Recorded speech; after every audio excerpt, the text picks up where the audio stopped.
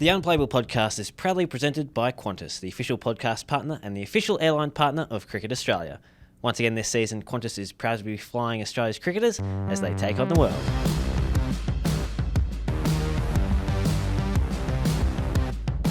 Hello everybody, welcome to the Unplayable Podcast. It's the final test of the Ashes summer. We've made it to Sydney and now we're sitting in the Triple M box ahead of the final test. Lou, it's a big episode coming up. Usman Khawaja has retired. Todd Murphy's on the show. Curator chat, all the fun stuff. So where do we begin? Yeah, a lot of build-up to a dead rubber test match. Yes, there are World Test Championship points on the line, but the Ashes have well and truly been won. But yeah, there's a bit going on in the lead into this one. Usman Khawaja's press conference this morning, I mean, nearly an hour long. He fired a few shots. He made... it was heartfelt, a lot of it, wasn't it? And made some beautiful points around, how he suffered racism as a young kid and how that has kind of shaped his career and still does. And still does, yeah. So, I mean, that's going to be the one that creates a lot of headlines over not just today, but kind of going forward. But, we're farewelling one of the greats. Beautiful symmetry in that he noticed. I mean, he must be spending a bit of time in Stats Guru, I reckon, because 88 tests he will end up playing at the SCG. It was 44 before he, when he got dropped during the 2019 Ashes. He had about 18 months to 24 months out of the team.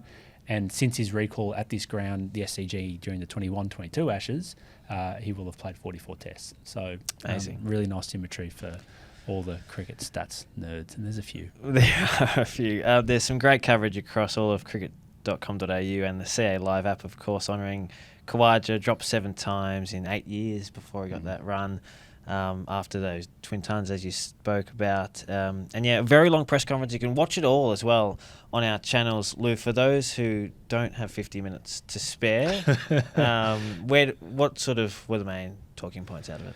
Yeah, well, he kind of started off by saying, so his family initially lived, he said, a stone's throw away from the SCG in a really small 2-bedroom flat when they moved from Pakistan when he was a young little tucker, and he saw Michael Slater roll up to the SCG in a red Ferrari, and that was one of his enduring memories. And he subsequently the family moved to Western Sydney, and he called them hard streets, and experienced a lot of things, heard a lot of things that he said he couldn't repeat in the press conference. This is all stuff he's spoken about a lot before, but I think it was nice and it was important that he repeated it, because I think he made the point, and I think we would all agree cricket's got a long way to go to atone for some of the issues that he's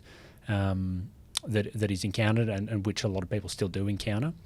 And then, the gap that is going to be left by him when he calls time. It's a funny one, isn't it? Because we've talked a lot about the opening hole that he filled, and David Warner had all these partners, and finally he got one in Usman Khawaja, who was a reliable, steady presence. Yes, we know Khawaja's results over the last 18 months just about have diminished in that time, and they've kind of neatly found a decent kind of replacement in Travis Head and Jake Weatherald. So it kind of feels, out of all the times he could have bowed out, well, he's actually bowing out with having given way to his replacement. So yeah, he spoke a little bit about that, and just the ups and downs of a turbulent career. It's kind of hard to summarise in less than 50 minutes. Yeah, it is. I found it interesting how he said that he had considered, he could have retired at any point in the last 2 years, but then had sort of found this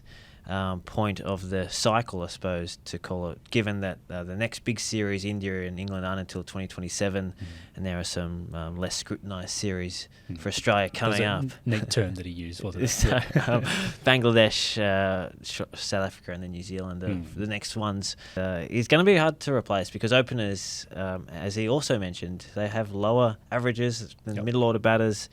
Even though he played his whole first half of his career as a specialist number three, really came in and did an amazing job as opener. And now with Warner and him gone in the space of a couple of years, it's going to be a very new looking side. Yeah, your point about the timing is a good one because he mentioned how he had a conversation with Andrew McDonald during or around the last year's Boxing Day test against India, where he virtually offered to retire, as he kind of recalled it. And McDonald was really strong on wanting him for that Sri Lanka series. And what a masterstroke that was, because we got to witness one of his best Test innings, the 232 he made in Gaul, right up there with... maybe just a notch below, say, Edgbaston 23 and Dubai 2018. I think I'd have Edgbaston 23 as his absolute top performance in a Test match. Yeah. I think it was 140 and 65, but he batted for more than 13 hours in that game. In Dubai, he batted for more than 13 hours in Edgbaston in 2023. The innings in Dubai, I think the second innings was... more than 8 hours. We'll need to double check the stats. So that was the one he played for the draw. The one in Edgbaston was for a win. So I'd probably have that a bit higher. But yeah, they were the ones was he kind of spoke about. I'm interested. You wrote a nice piece, Josh, just summing up the amount of times that he's been dropped, and you put the number at 7. I wonder if that I don't wonder, but that doesn't include. And this is just to summarise what a crazy up and down career he had, and maybe mistreated along the way in some respects. But the 2013 trip to India, the Homework Gate series, where he was one of the 4 players who were a naughty boy and wasn't allowed to play in the Mohali Test, he would have played in that game, I think. So that's virtually a dropping. And then he was virtually dropped during this series, right? When Steve Smith at the last minute had to pull out with vertigo symptoms. So just so many what ifs along the way. I kind of like that it's panned out the way it has. Yeah, well, we had these number of droppings at 7. I was hoping I could get up to 9 for sort of a 9 lives, a sort of cat analogy. And he is a cool cat, but I didn't quite manage to get him to that cat status.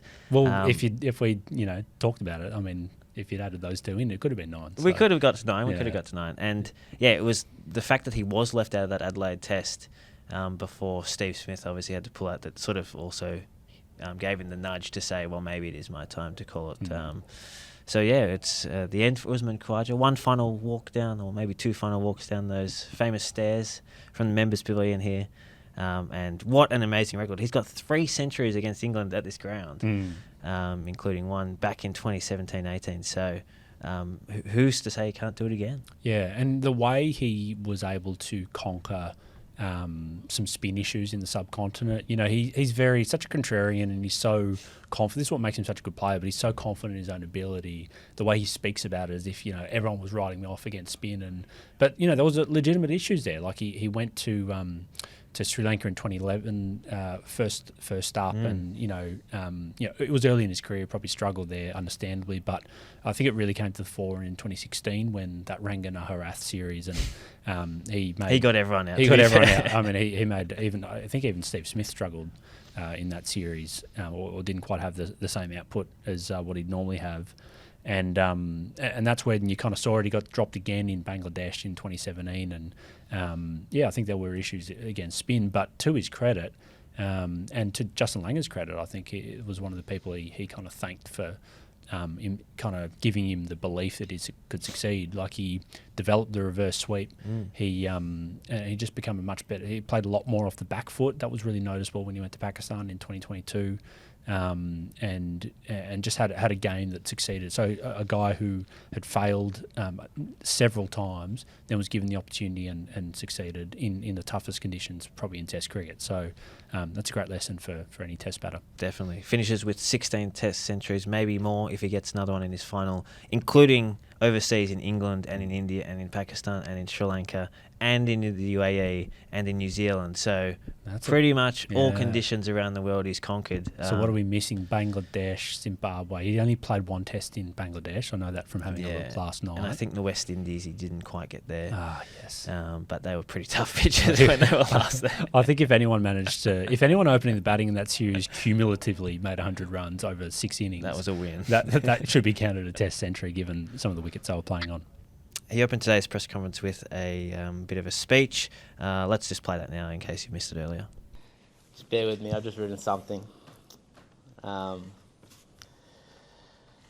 enough, I did. I lived just up the road from the SCG, on Cook Road to be exact. And I'll never forget when I was younger, I saw Michael Slater drive in his red Ferrari. I couldn't believe my luck. I just saw a Test cricketer. And as a boy whose parents were barely scraping through and trying to provide for their kids in a little 2-bedroom apartment, I thought one day I'm going to be a test cricketer. And one day I can drive whatever I want. Never did I think that God would grant me such a wish. I'm here to announce today that I'll be retiring from all international cricket after the SCG test match.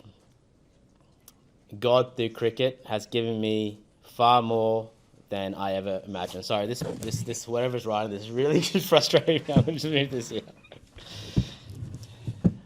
He's given me memories I'll carry forever, friendships that go well beyond the game, and lessons that shape me who I am off the field.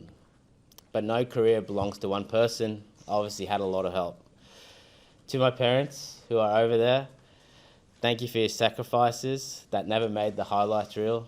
That's you, Mum and Dad, Tarek and Fozia. The early mornings, the long drives, the beliefs and when the results weren't there. Mum, you knew plenty of those. When I used to come disappointed, sad, you always consoled me, and I'll never forget that.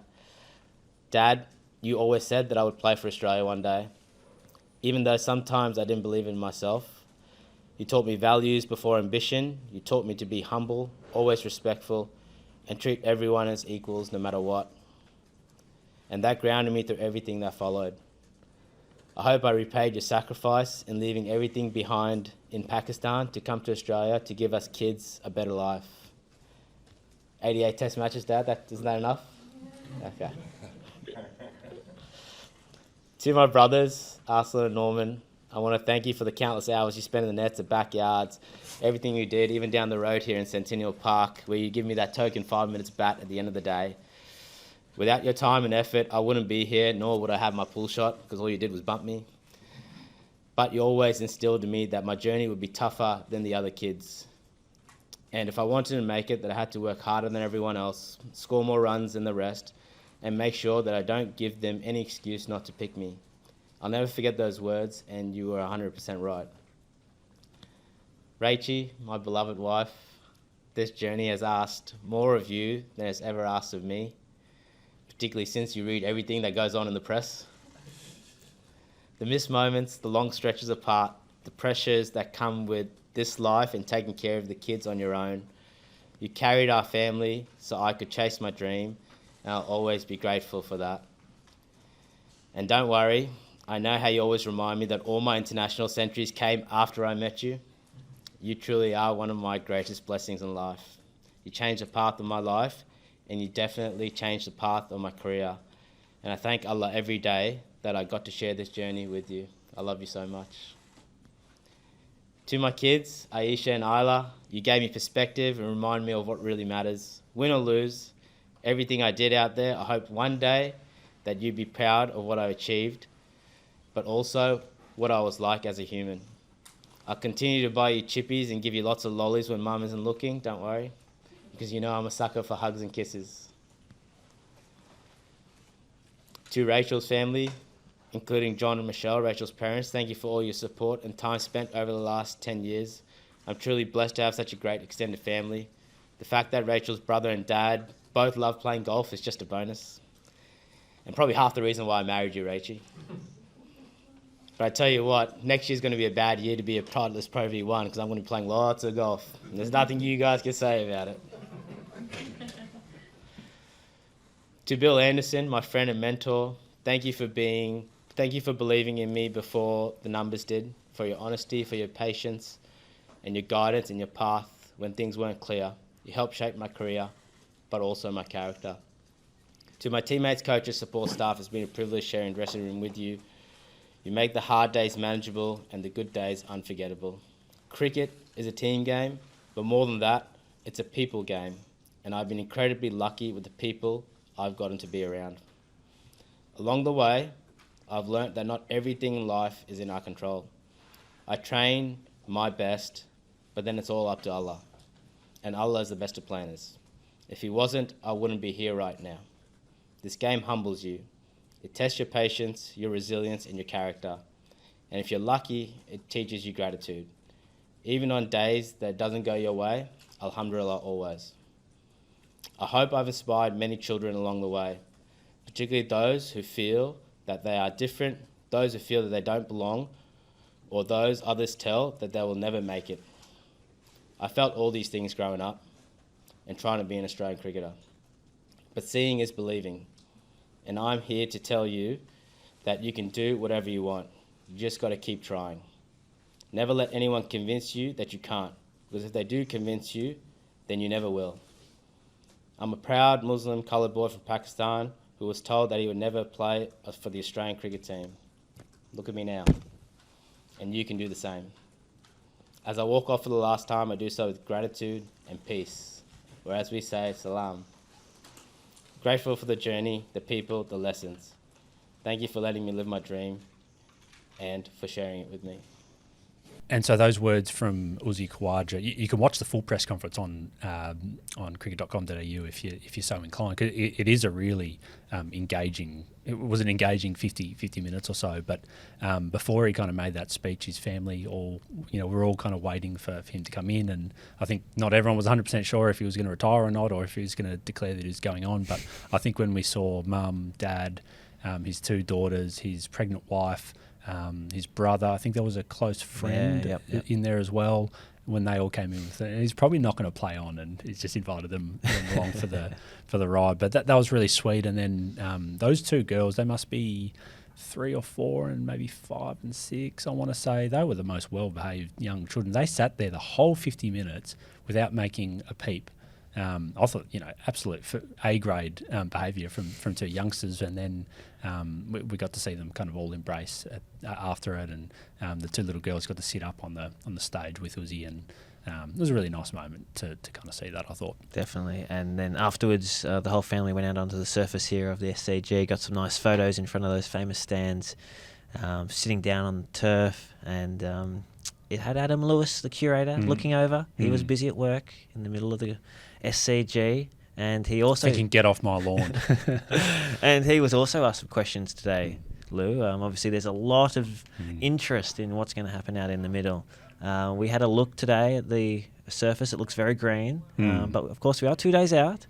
And yeah, he said 6 mils is going to be the ideal amount that he's going to leave on. He's not going to be influenced by the results around the country. This has been the plan for a couple of months, so he's going to stick to it. And we're all waiting with bated breath if that's the right move. That's right, yeah. And as you'll hear from Todd Murphy, I think we all kind of want him to, can we get that 6 down to 5 or 4, or can we give it a completely nude nut shave?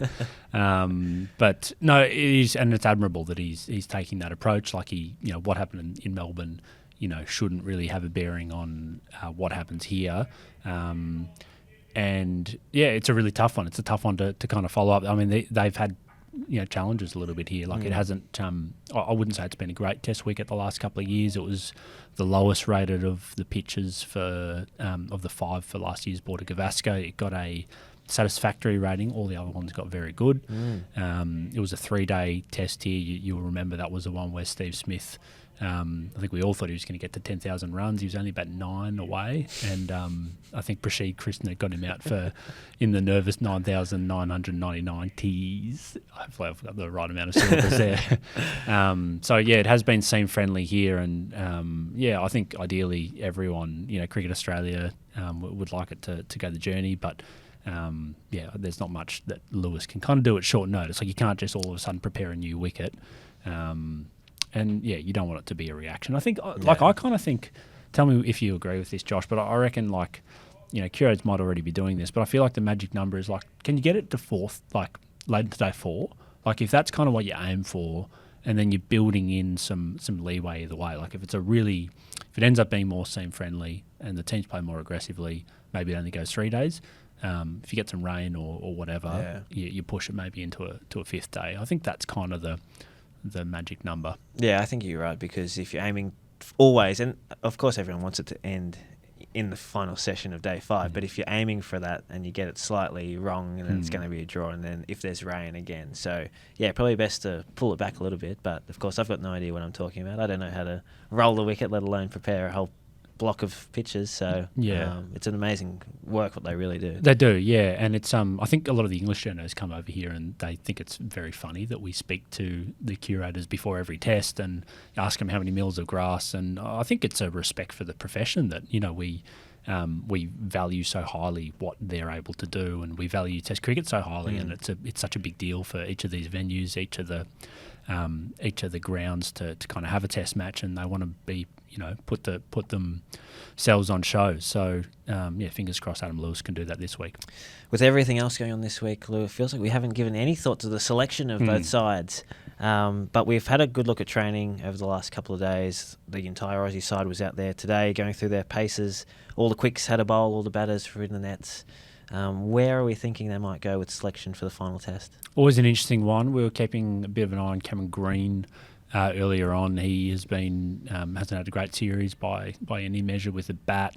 And Andrew McDonald in the aftermath of the Melbourne Test suggested maybe that he didn't suggest, but he didn't absolutely guarantee his spot. They weren't the words of someone who's nailed in. I would have thought his position would have been discussed, especially when you got a guy like Bo Webster who's been riding the bench all summer and taking out the drinks. That maybe you look at him for the SCG test. He hit the winning runs at this ground last year. And a fresh bowler I know we haven't had heaps and heaps of cricket. We've had two two-day tests, and the bowlers are all kind of tracking well from what we hear. But maybe just having a fresh bowler and a fresh player down the order could help. It's a funny one. Like, is a Bo Webster at 7 actually more suited to 7 than Cameron Green? And is Cameron Green's actual long-term spot, maybe it's that number 5 spot that we know Khawaja has got at the moment and has only got for one more test. So maybe you could frame it to him in that way.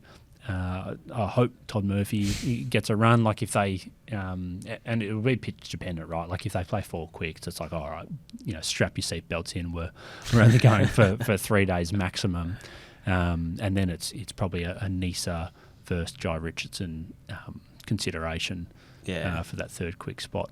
Anything on the Aussie side I haven't mentioned there? I don't think so. I think there was a little concern maybe about how Richardson would pull up, but he only bowled 9 overs in the Melbourne Test, which is hard to believe. Yeah. But he bowled off his full run today. Sent down a few off spinners yesterday. I saw that, yeah. So that was a bit different.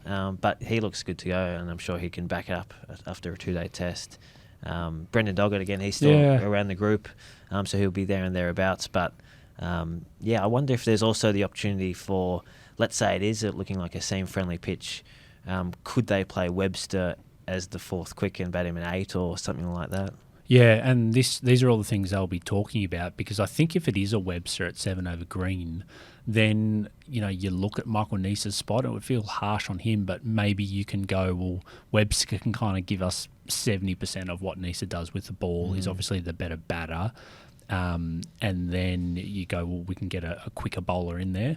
Maybe that opens a door for Doggett, because I think, McDonald said after that Melbourne Test that Richardson, he was really picked because it was a 4-man pace attack, like in a 3-man attack, with his injury issues, with his inability to throw as well over a longer Test match could kind of be exploited a bit by England. That's a different conversation. So Doggett's a hybrid of the two, where he's got that pitch it up, can swing it kind of option, and then but then can also bowl 140 clicks and bowl the bumper stuff. So the more I'm talking about it, the more it makes sense that it's what Doggett in for Nisa, Murphy in for Richardson, Webster in for Green. Kind of, I don't know. That kind of all has a nice ring to it. It seems weird that they would. I mean, they did lose this last test, but it would seem weird that they make 3 changes to numbers between numbers 7 and 11, and none to the top 6, right? Because if you, they got bowled out twice for under 200. That's probably where the problems lied in that particular test. But it'd be hard to come down too hard, given it's been a pretty successful series, albeit with some batting limitations. Yeah, we know that they've made lots of changes between every Test match this series, which has been a bit unusual considering they've been winning. And George Bailey is a big fan of this show, so he will take your advice on board, I'm sure. England have lost another fast bowler, of course. Gus Atkinson is out of the series, so is Jofra Archer, so is Mark Wood. Probably opens the door for Matthew Potts, and that might be the only change for England. Jacob Bethel, what a revelation at number 3. Maybe they'll be wishing they picked him a little bit earlier in place of Ollie Pope. But otherwise, they don't have a lot of other options, as we've touched on, to go to. So it might be a pretty stable side for the tourists. But they don't have a choice, yeah. I mean, Ollie Pope is the backup batter now, so can't really make any changes there. Matthew Fisher is the only other one, not in the original squad, but he was brought in after... I think after the Wood injury. Yeah. It's interesting that 3 fast bowlers have gone down. 3 of their 3 leading bowlers coming into the series. You'd argue Josh Tongue might have leapfrogged all of them subsequently. But yeah, the 3 guys that they were probably highest on, Cass might have been that fourth kind of guy. He's ended up as their most... certainly their leading wicket taker. Yes, questions about his economy and everything, but he was brilliant in that second innings in Melbourne. And if you kind of look at all the numbers with Cass, except for the runs conceded and the runs per over column, he's had an excellent series as far as visiting quicks go. So so he's done pretty well. But yeah, the 3 others gone down, but they've only brought in 1 quick to replace 3 injured fast bowlers. So, it's got to be Cass again. It's got to be Tongue, who had an ex-player of the match in Melbourne. And then it's got to be one of Potts and Fisher. Yep. And Potts, I'll be interested to see how he goes out here. Rob Key, their director of cricket, has been on the record about not wanting to pick kind of dibbly-dobbler bowlers who succeed in county cricket. There's lots, who average in the low 20s, high teens in county cricket every year that they could pick. And... know are good first-class bowlers, and they haven't for the purposely gone, we need 140 kilometre an hour guys.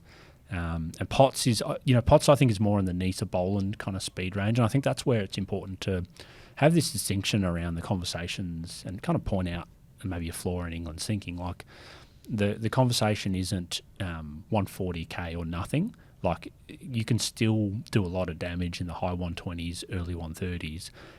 You just have to be really accurate, and Australia have 2 of their most success. Yes, Stark's a freak show, so like you're just not going to find he's an outlier. Yeah. Exactly. So England can't find. They don't have a Stark.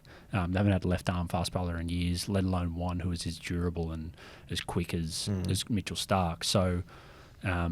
You take him out, and then the other successful bowlers have been your Nisas and your Bolans. Matthew Potts seems like their best equivalent to those guys. So, a bit of a misread potentially by not playing him if they think he's their best, that style of bowler. Long way around of saying, like, I think Matthew Potts will probably play in Sydney. Well, we know England have got their style and they've been keen to stick to it. So that's maybe why we haven't seen any deviation from that as the series has evolved. But on the Brighton Cast stuff, across the whole series, the strike rate is at an all-time low for an Ashes. A wicket's been taken every 40 balls for the series, Lou. And the series with the next best in terms of bowlers is 47 back in 1902. So this has next been best Ashes series. Next best Ashes series. So this has been an unprecedented series for the bowlers. Let's see if they can continue things here at the SCG. Day 3 will be, of course, the Pink Test Day, or the Jane McGrath Day. You can buy your virtual seats at pinktest.com.au. Definitely recommend you get on there and support a great cause. No longer just supporting breast cancer nurses either, all cancer now. So covering that off, getting to rural and remote areas, another great cause. And this is the 18th year. Can you believe that? 18 years it's been running now. And it's getting stronger every year. And, I can only repeat the words from the highest office in this country. Anthony Albanese begged the 2 teams at Kirribilli House to get this game into day 3. So brilliant cause. Love seeing this place lit up in pink on day 3. So we're getting there. Josh, have you got your pink shirt ready? Not yet, but I've got something in the works, hopefully. So, okay. What do you mean in the works? What are you sewing it out the back. Right, okay, yeah. No, nothing pink yet, but hopefully we get to day 3 and we get to both wear something pink. Look forward to it. Mine will be getting ironed, maybe pre-test. I like it. Another man who will be hoping this test goes into day 3 and beyond is Todd Murphy. We caught up with him a little earlier today, and this is our chat with the Victorian spinner. All right, we are sitting in the Members Pavilion at the SCG, 2 days out from the 5th and final Ashes Test of the summer, joined by Todd Murphy. Happy New Year, mate. What did you do for New Year's Eve? Yeah, thank you. Happy New Year to you guys as well. We travelled up from Melbourne New Year's Eve, and then they put on a nice little function up on the rooftop of the Intercontinental where we're staying. Made it to the 9 o'clock fireworks. Didn't quite get through to midnight, but no, it was a nice view out across the harbour, and lots of kids running around, and yeah, all the families were there, so it was a nice night. And then we get to this special arena, the SCG. Have you played a lot here? What are your memories of this place? And what do you think about when you think about Ashes cricket here at the SCG? Yeah, I've played a few Shield games here, not heaps. I think I played 2 or 3, and then obviously been a part of the Sydney Sixers for the last 4 or 5 years. So played a lot of T20 cricket out here. It's always been great fun, and feels like there's always a nice atmosphere around the ground. Ashes cricket at the SCG is a good question. What do I think of there? When the old boys all retired here, there was a couple of them in the one game one there. That was good memories, and then there's been, I suppose, some big scores made here. Not Ashes cricket, but Pups 300. Some good memories there. And then another retirement as well this week. We've just heard this morning Usman Khawaja is going to call it quits after this Test match. What's he been like as a teammate to play with? Yeah, he's obviously been a phenomenal career. He's sort of been in and out of the side for the first part of his career, and then come back in and had a great finish to his career. So since I've come in, he's been great. He's obviously a really calming influence, and happy to give some feedback, but in a really constructive way. So he's been really good to bowl to, learn off, and it's nice just to be around a guy who's quite calm and doesn't let the occasion get to him. So been a great career, and obviously an awesome way for him to go out here. We know you grew up on the New South Wales-Victorian border, and I'm going to ask you in a second whether you're a Victorian or a New South Welshman. I noticed you got asked that yesterday in the press conference. But could you just kind of tell us about Test cricket memories growing up? Like, were you going to the SCG for games? Did you go to the MCG? Or did you just watch it on TV? Yeah, a lot more on TV. But if we ever went down the MCG, obviously a lot closer. It was only about 3 hours to Melbourne and about 8 hours to Sydney, so I never come to a cricket game at the SCG as a kid. But memories of cricket growing up back home was just summer of cricket. Like, grew up in a house full of cricket. Dad was heavily involved in the local cricket club. Have an older brother who I sort of just followed his footsteps the whole way and was everywhere he was around cricket during the summer. So mad cricket house, and always loved it. Okay, New South Wales or Victoria, what's the push and pull been like for you over the journey? No, I'm definitely a Victorian, but do have a little tie to New South Wales, and my family's still all back there now, but definitely a Victorian. Right. And for the the pathway stuff when you're out in the bush, I've always been interested, would you be able to go to, if you missed out on the Vicks, could you go over the border and try it with the Blues? Yeah, I did all the way up until under 15s. I did the New South Wales and Victorian pathway. So played Riverina for the New South Wales stuff, and we'd come to Newcastle for the Bradman Cup and all that sort of stuff. So played, I reckon, 3 of them, and then played all my junior rep stuff for Northern Rivers. And same thing, it sort of got to the point where it's going to be too hard from school level to try and get down to Sydney for state trials. So it was always a lot easier to get to Melbourne, and was a part of the Victorian country under 17s and under 19s. So from I think 15, sort of parked New South Wales just because it was going to be too hard, and went down the Victorian path. And surely the fact your old man played for St Kilda, that was you couldn't go anywhere else, right? And that was I think growing up I sort of always had aspirations of, well, that's what I wanted to do, was go to play St Kilda, and I thought that was sort of, that was going to be the best thing I could possibly do. So I was, chips in on trying to get down to Melbourne, and you mentioned Dad was there, so it was nice to sort of follow in his footsteps and go down there and try and play some first 11 cricket and then push on from there. In terms of straddling that side of the Victoria-New South Wales border, I know Albury-Wodonga has a bit of a rivalry. Is there the same thing at Echuca and Moama? Heavy rivalry there, definitely. The footy teams don't play against each other, but the cricket definitely do, and that's always the highlight of the year if you can beat Echuca. So always good memories there. Let's fast forward to this series, Todd. Where you spoke about in 2023, you were part of the Ashes squad. You saw Nathan Lyon go down at Lords, and you knew that you were probably the man in, right? How did it transpire this time when Nath went down? Yeah, I suppose sort of the same thing. Like when he goes down, you're obviously gutted for him, but then your head goes to, well, what can that potentially look like for me? And I didn't really know exactly where I sat in terms of the pecking order for spin bowling and what they were thinking for the last couple of games. But yeah, I suppose you're aware of, I played the last Aussie A game, so I thought I'd be around the mark. And yeah, it's nice when you get a call and they sort of say, we want you to come down to Melbourne and be a part of the group again and get back around it. So yeah, pleasing. You were straight back into that squad for the Boxing Day Test, which, as a Victorian representative, was your home Test match. Was that a bit gutting to miss out on the selection there? Yeah, well, I think when I got the call and my head sort of went to MCG Boxing Day Test, like how amazing that would be. But I think when I got to the MCG, walked out and had a look, I was pretty quick to realise that maybe not. So it wasn't like it come as a slap in the face or anything. When Dodders told me that I wasn't playing, I sort of I was able to read the room a little bit and. Aware of what was going on out in the middle and what it might have looked like. So it would have obviously been an amazing game to be a part of. Growing up, a Boxing Day Test is, I think, the pinnacle for all Australian cricketers, and especially being an Ashes. So that would have been, incredible to be a part of. But no qualms. And then what's your gut feel ahead of this one? We're 2 days out here. There's already very much a green tinge to it. Yeah, it's a good question. I actually, sitting here now, I don't really know, to be honest.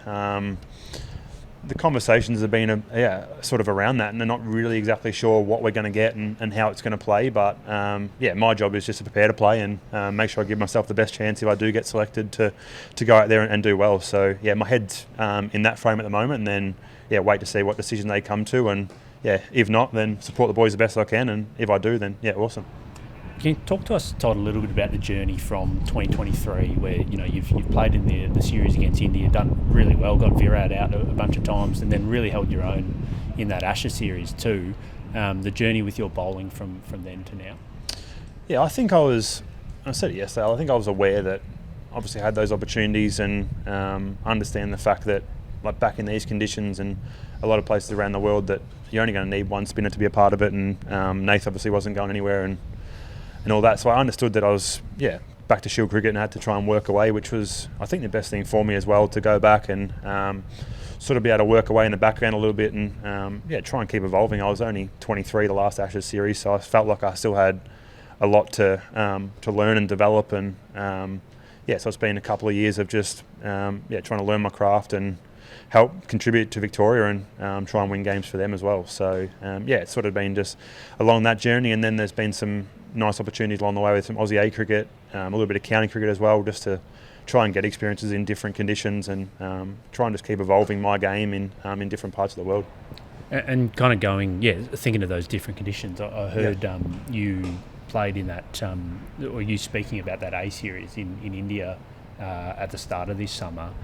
Talking about you're sweating so much you couldn't grip the ball. Can you talk to us about that? I'd never experienced that before at all, but obviously just the time of the year it was in India, super humid, and even the Indian boys were struggling, so I knew it wasn't just me. But just with the amount of sweat that was coming off you couldn't get your hands dry, like your pants were wet, your shirt was wet, the towel you have on was wet within a couple of minutes as well. So it was a learning experience, a challenge to try and find ways to keep your hands as dry as you could, so you gave yourself the best chance of being able to get a good grip on the ball. But it wasn't easy. It's definitely the first time I've encountered that, and just trying to find subtle different ways to hold the seam and still be able to try and put as much revs as you can on it without that feeling of you've got a great control over it. How is it bowling with Corey Rockacholi in those matches? Because you sort of both know that it's a dress rehearsal, isn't it, for the next to Nathan Lyon. So how do you go about maintaining your composure and that relationship with your teammate spin bowler?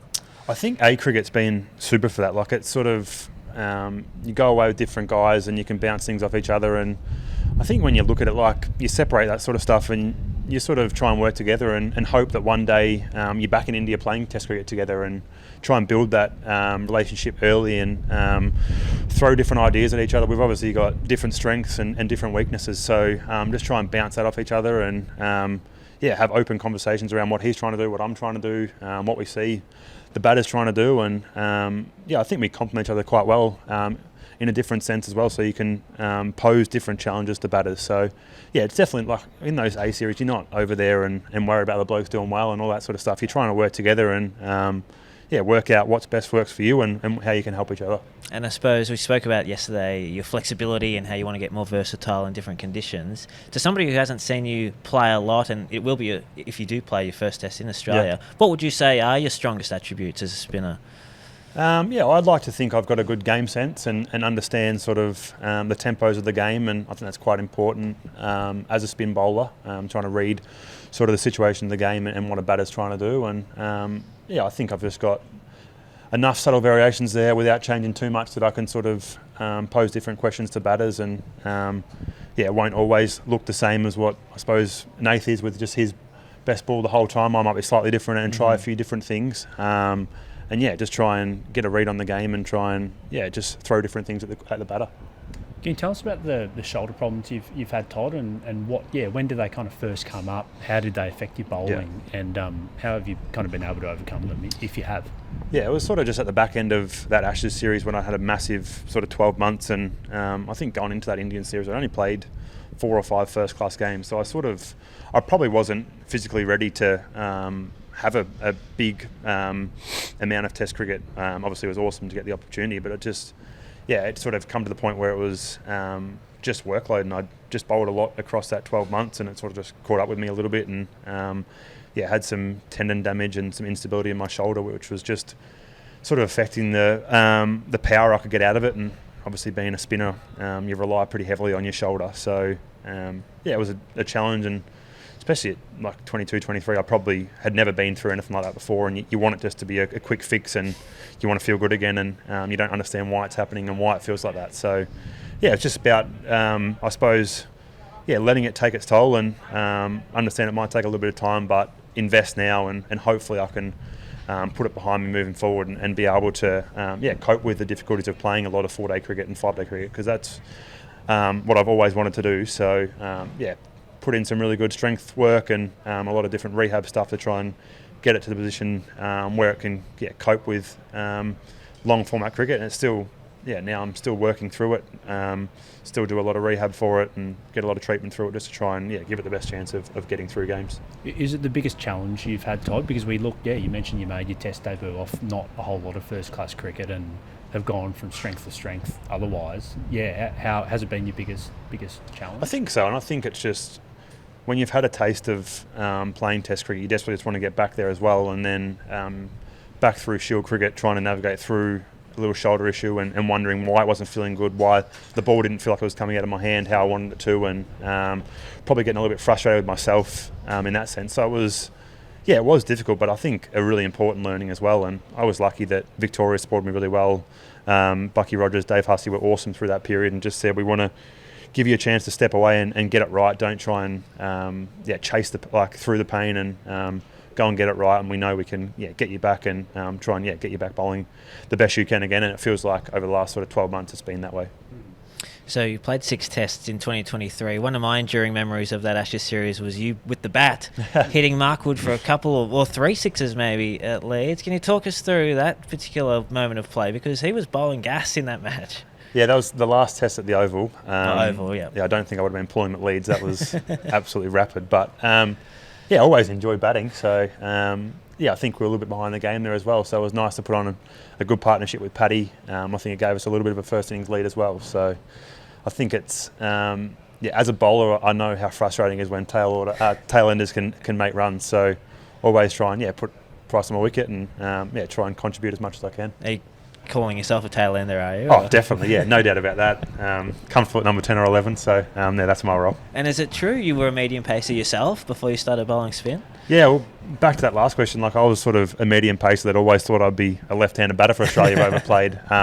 Never thought I'd be playing as a bowler. So it's funny how things do evolve, but I think like a lot of kids, you grow up, you want to be a fast bowler, and then you work out at a certain point that maybe that's not your best go. So I reckon that was sort of 15, 16 sort of put that to the side, and it was never going to take me anywhere.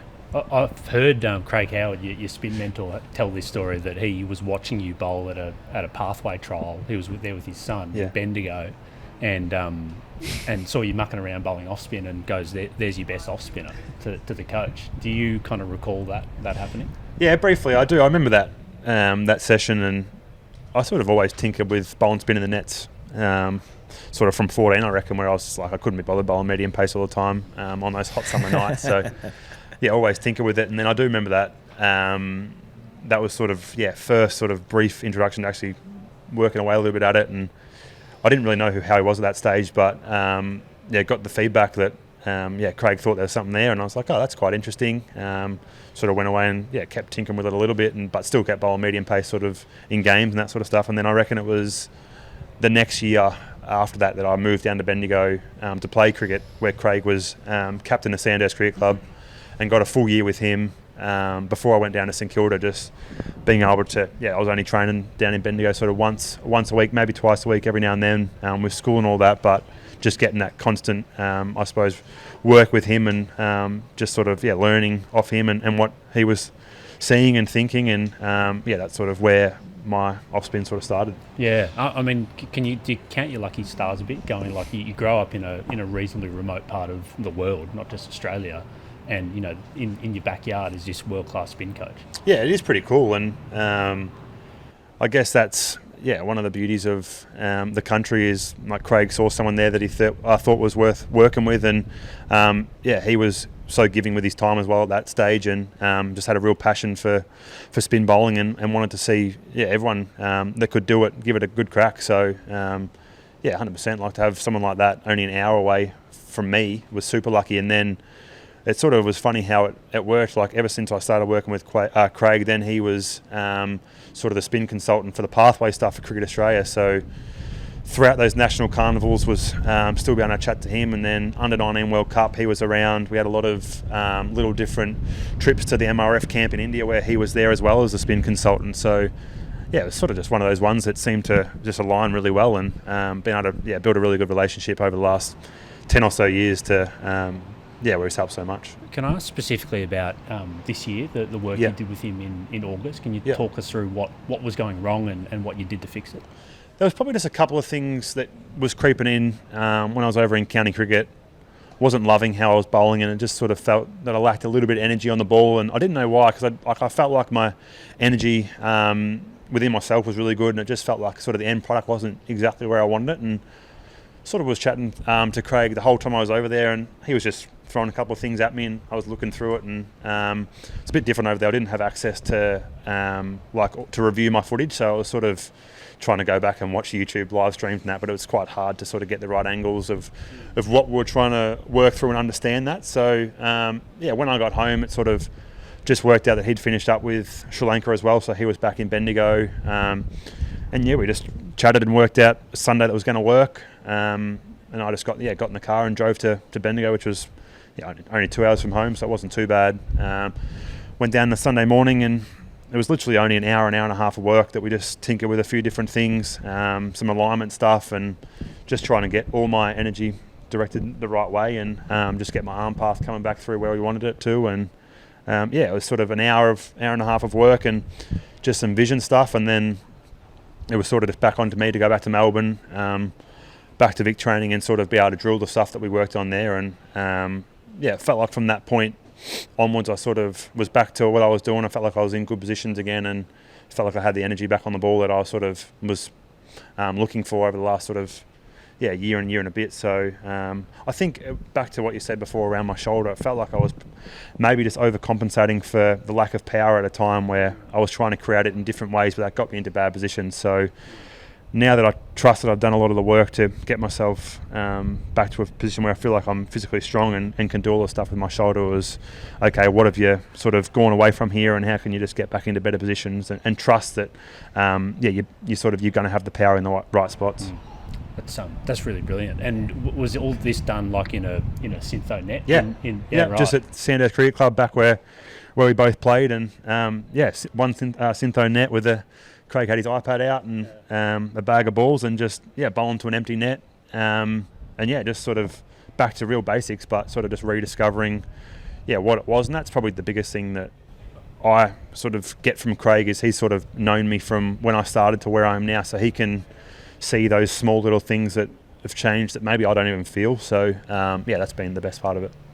Who else? Obviously, Craig's been a massive influence on your career. Are there other spin bowlers or particular coaches who have had a big influence on your career? Yeah, I've been really lucky. Sort of everywhere I've went, I felt like I've been around a really good spin bowler, senior spin bowler as well. So when I first stepped into the Victorian setup. Had Johnny Holland there to work with, who obviously played a bit of Test cricket, but a hell of a lot of first-class cricket, and he was really good for me as well, and probably more learnt off him the tactical side of the game and how that looked and what he'd sort of do approaching games and approaching different batters. So, yeah, I was really lucky to work with him, and then the last couple of years he's been doing some coaching at Victoria as well, so I've been able to keep that relationship, which has been awesome. My first taste at the Sixers, I had Steve O'Keefe here as well, so from white ball point of view, it was awesome to be around him and learn off him. And then ever since I've been around the Australian setup, I've had Dan Vittori there as well, who's one of the best spin bowlers to play. So, and obviously Nathan Lyon. So I've been super lucky in the environments that I've been into that I've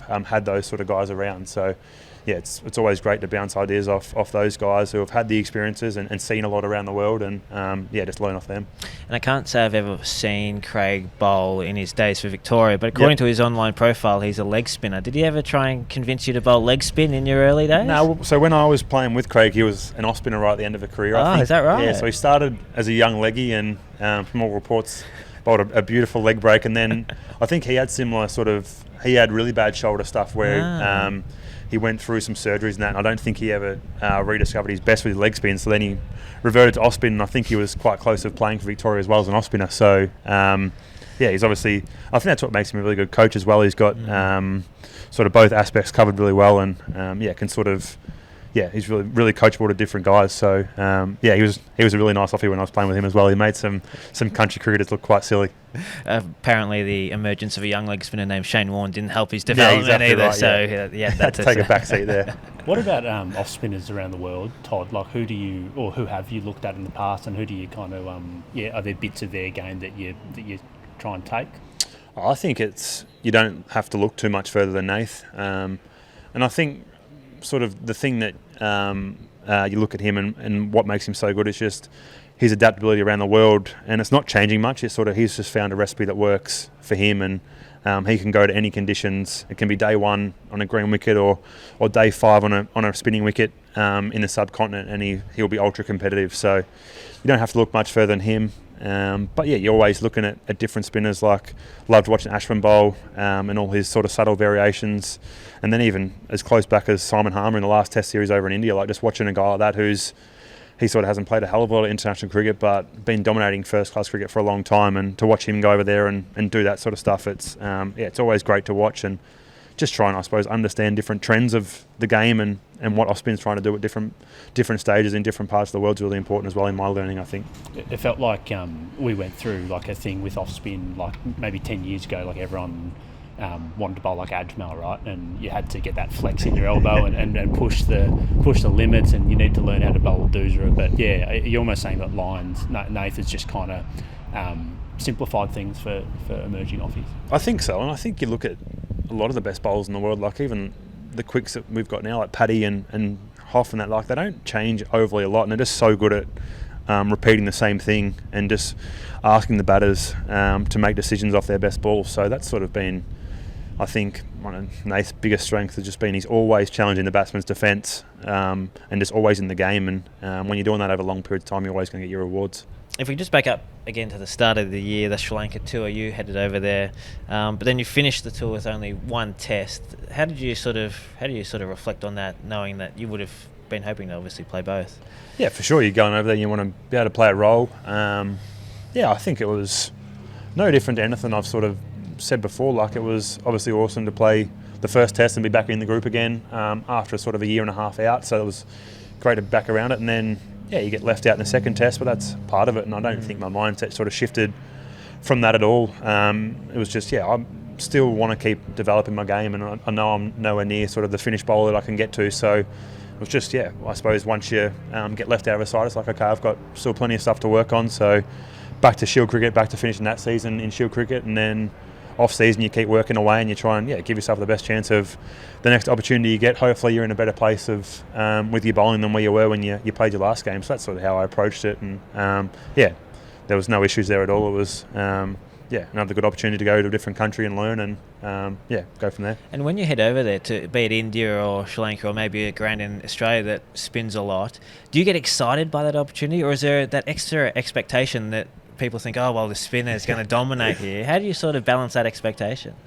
Yeah, it's a good question. And I think that's definitely a challenge at different times.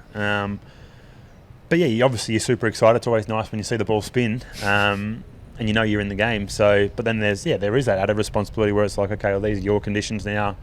It's your chance to go and win the game, and you don't get that overly a lot in Australia. So it's when you do get those opportunities around the world, it's you want to make the most of it because you know that the next one might not be too soon. So.